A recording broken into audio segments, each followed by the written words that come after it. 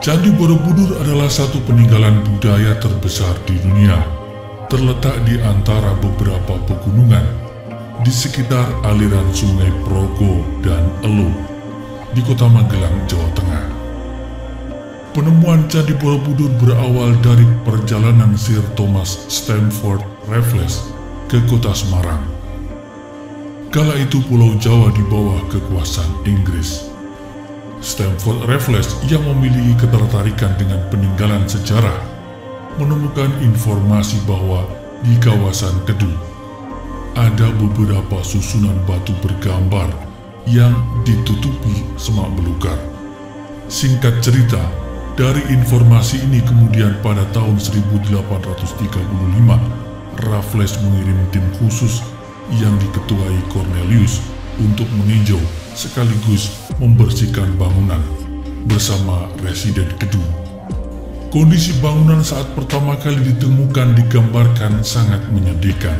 Kerusakan terjadi hampir di semua bagian candi. Sebagian bangunan tertimbun, sebagian lagi sudah ditumbuhi semak belukar. Upaya membersihkan berlangsung selama 2 bulan dengan bantuan 200 warga desa. Selanjutnya secara bertahap dilanjutkan oleh pemerintahan Hindia Belanda 1907 sampai dengan 1911 pada bagian Arupa Datu atau puncak candi. Pemugaran lanjutan dilakukan oleh pemerintahan Indonesia dan UNESCO pada tahun 1973 sampai 1983. Pemugaran berfokus pada bagian bawah candi yang dibersihkan dan dikembalikan ke posisi semula. Pemugaran tersebut kemudian diresmikan oleh Presiden Soeharto pada tahun 1973 dan kemudian pada tahun 1991 Candi Borobudur ditetapkan sebagai warisan dunia oleh UNESCO. Pertanyaannya adalah, siapa yang membangun Candi Borobudur tersebut? Apa maksud dan tujuannya?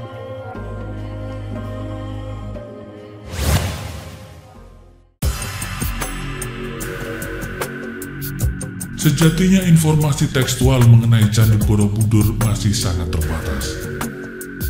Namun terdapat prasasti Tri Tepusan atau Sri Kahulunan yang sering menjadi rujukan terkait keberadaan Candi Borobudur. Prasasti ini dikeluarkan pada tahun 824 Masehi, menyebut nama Sri Kahulunan sebagai tokoh yang menganugerahkan tanahnya di desa Tepusan untuk pemeliharaan tempat suci bernama Gamulan Ibu Misambara. Dalam prasasti ini muncul juga sebutan lain bangunan ini sebagai Da'afidam, yaitu bangunan berlapis 10 yang sangat tepat dengan jumlah tingkatan pada Candi Borobudur. Gelar sang putri Sri Kahulunan dikaitkan dengan Dyah Pramodawardhani, putri Rakewarak Dyah Manara yang juga dikenal sebagai Raja Samaratungga dari dinasti Sailendra, memerintah pada tahun 782 sampai dengan 812 Masehi. Candi ini dibangun untuk memuliakan agama Buddha.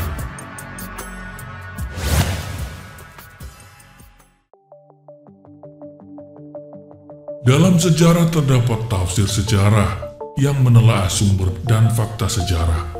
Para ahli berjibaku dengan bukti-bukti arkeologis yang dirangkai dengan puzzle-puzzle sejarah yang berserakan. Muncul teori sejarah, tafsir, sampai klaim kebenaran sejarah. Dan yang terbaru, dan sepertinya akan terus hangat jadi perbincangan adalah Borobudur tidak dibuat pada era Medang, tidak dibuat pada era Mataram kuno, tidak dibuat oleh Raja Samaratungga dari dinasti Sailendra, melainkan Borobudur peninggalan Nabi Sulaiman. Apakah klaim ini masuk akal? Apakah klaim ini bisa dianggap ilmiah? Simak selengkapnya dalam video berikut ini.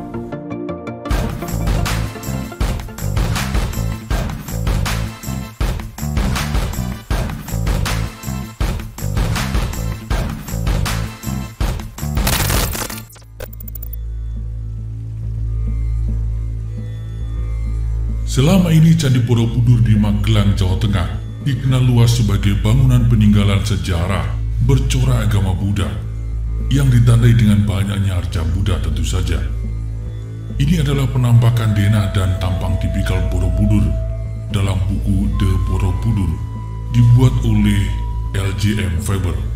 Terdapat 3 bagian. Kamadhatu, bagian kaki Candi Borobudur.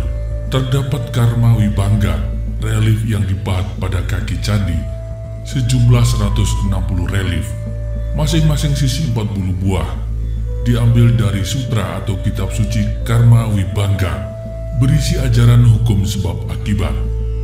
Relief pada bagian ini menggambarkan manusia masih terikat oleh nafsu keduniawian. Bagian kedua adalah rupa datu. Relief pada bagian ini menggambarkan manusia dalam perjalanan meninggalkan keduniawian menuju kesempurnaan atau nirwana. Bagian ketiga adalah arupa datu, bagian puncak Candi Borobudur yang menggambarkan nirwana. Manusia sudah sempurna meninggalkan keduniawian. Bagaimanakah kemudian semuanya berubah menjadi peninggalan Nabi Sulaiman? Seperti ditulis dalam buku Borobudur Warisan Nabi Sulaiman, karya K.H. Fahmi Basha.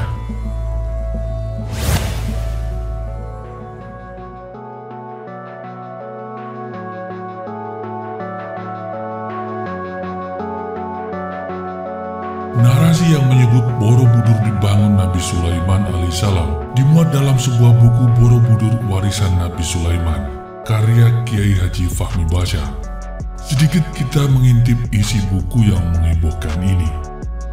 Pada bagian awal buku ini menggugah pembaca dengan satu ayat, "Walakinna tasdiqal ladzi baina yadayhi wa tafsila kulli syai'." Dan "Wa nazzalna 'alaikal kitaba tibyanan likulli syai'." Dan kami turunkan kepadamu Alkitab, yakni Al-Quran, untuk menjelaskan segala sesuatu. Kemudian buku ini mulai memaparkan keberadaan Kepulauan Solomon, Solomon Island. Kuncinya adalah dialog Nabi Sulaiman dengan jamaah jin di Lembah Semut. Dialog ini yang kemudian melahirkan karya monumental jin, yakni memindahkan Istana Ratu Boko di kawasan Sleman, Jawa Tengah yang berjarak 36 km dari Borobudur. Dengan demikian, Borobudur adalah Istana Ratu Boko yang dipindahkan oleh jin. Negeri Sabak diyakini dalam buku ini berada di Indonesia, yakni Wonosobo. Dalam Al-Quran, wilayah Sabak ditumbuhi pohon yang sangat banyak. Buku ini juga memaparkan soal buah maja, buah mojo yang pahit. Ini disebabkan karena banjir besar, Sail Al-Arim, menimpa wilayah Sabak. Pepohonan yang ada di sekitarnya menjadi pahit, sebab azab Allah kepada orang-orang yang mendustakan ayat-ayat Allah. Dikaitkan dengan surat Saba ayat ke-16. Tetapi mereka berpaling, maka kami datangkan kepada mereka banjir yang besar, dan kami ganti kedua kebun mereka dengan 2 kebun yang ditumbuhi pohon-pohon yang berbuah pahit. Yai Fahmi meyakini bahwa Nabi Sulaiman berasal dari Jawa. Nama Sulaiman merujuk kepada nama orang Jawa. Klaim ini berdasarkan awalan kata Su yang biasa dipakai oleh orang Jawa. Buku ini juga memaparkan bahwa relief di Candi Borobudur menjelaskan tentang sebuah surat yang dibawa burung hudhud untuk Ratu Sabah. Surat Nabi Sulaiman itu dikirimkan kepada Ratu Sabah dan rakyatnya yang masih menyembah matahari.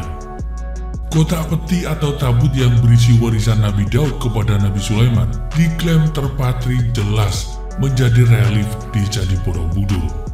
Selain itu juga kisah burung-burung dan hewan-hewan yang berbicara dengan Nabi Sulaiman juga terabadikan di relief Candi Borobudur. Relief hewan seperti gajah, kuda, babi, anjing, monyet, dan lain sebagainya melengkapi relief bunga serta burung. Di Candi Borobudur terdapat patung yang belum selesai dikerjakan. Patung itu disebut sebagai Unfinished Solomon. Dikaitkan dengan surat Saba ayat 14 yang menjelaskan tentang pekerjaan jin yang tidak selesai ketika mengetahui Nabi Sulaiman telah wafat. Wafatnya Nabi Sulaiman diketahui setelah tongkat yang menopang tubuhnya rapuh dimakan rayap. Karena itu jin lalu menghentikan pekerjaannya. Di dalam surat Saba ayat 13 dijelaskan para jin diperintahkan untuk membangun gedung tinggi, membuat patung-patung. Buku ini menjelaskan bahwa patung-patung yang dimaksud adalah patung-patung yang berada di Candi Borobudur, sementara gedung tinggi adalah Candi Prambanan. Bagaimana menurut Anda?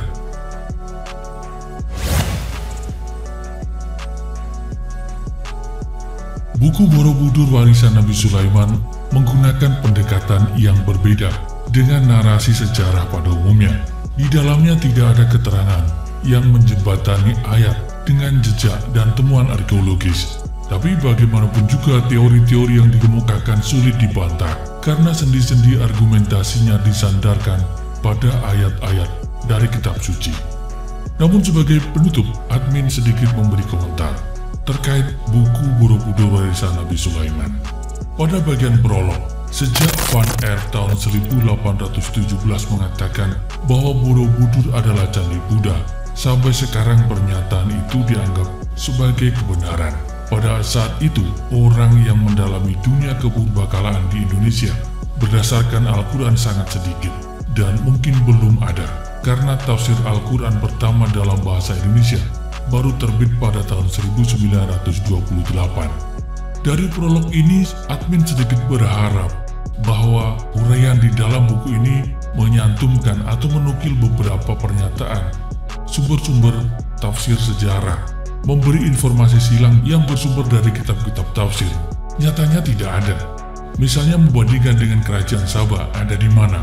Kitab tafsir Ibnu Katsir menafsirkan Sabah adalah sebutan bagi raja-raja di negeri Yaman.